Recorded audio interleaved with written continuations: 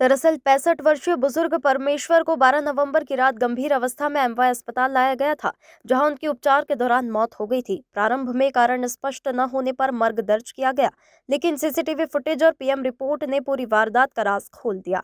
Report में सिर पर पत्थर से चोट लगने का खुलासा हुआ, जिसके बाद पुलिस ने अज्ञात आरोपी के खिलाफ हत्या का मामला दर्ज किया था। इसी दौरान जांच में सामने आया कि मृतक और आरोपी की सर्विस रोड पर दोनों में किसी बात को लेकर विवाद हो गया था। वहीं मृतक ने आरोपी को गाली दी थी और थप्पड़ भी मारा था। इसी बात से नाराज होकर आरोपी नीरज उर्फ चीनू ने गुस्से में पास में पड़ा पत्थर उठाकर मृतक के सर पर दे मारा। वारदात के बाद वह भाग निकला, लेकिन कई सीसीटीवी फुटेज खंगालने और मुखबिरों की जानकारी पर पुलिस ने उसे 48 घंटे में ही पकड़ लिया। आरोपी आपराधिक प्रवृत्ति का है और अलग अलग थाना क्षेत्र में आपराधिक मामले उस पे दर्ज है।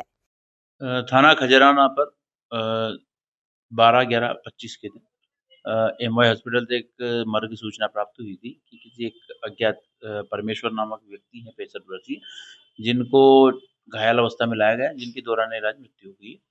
उक्त जानकारी के आधार पर मर्ग कायम किया गया था और थाना खजराना द्वारा आज पीएम रिपोर्ट इत्यादि प्राप्त की गई है। सीसीटीवी फुटेज इत्यादि आसपास के चेक किए गए, जिनके आधार पर अज्ञात व्यक्ति द्वारा सिर में पत्थर मारकर हत्या करने के संबंध में एक अपराध पंजीबद्ध किया गया है और सीसीटीवी फुटेज, मुखबिर सूचना संकलन इत्यादि के आधार पर आरोपी नीरज उर्फ चीनू निवासी रुस्तम का बेगीजा तुकोगंज थाना क्षेत्र का आरोपी को विधिवत पुलिस अभिरक्षा में लिया गया है और जिसके द्वारा जुर्म स्वीकार किया गया है और अग्रिम कार्रवाई जारी है।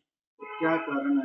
आरोपी ने पूछताछ नहीं की। राह चलते हुए दोनों के बीच में झगड़ा हुआ है, जिसमें मृतक द्वारा आरोपी को गाली गलौज करने और थप्पड़ मारने से गुस्सा होकर इन दोनों के बीच में वाद विवाद हुआ था और हाथ में पत्थर आने से उसकी सिर में मारी गई थी, जिसके कारण उसकी मृत्यु हुई है।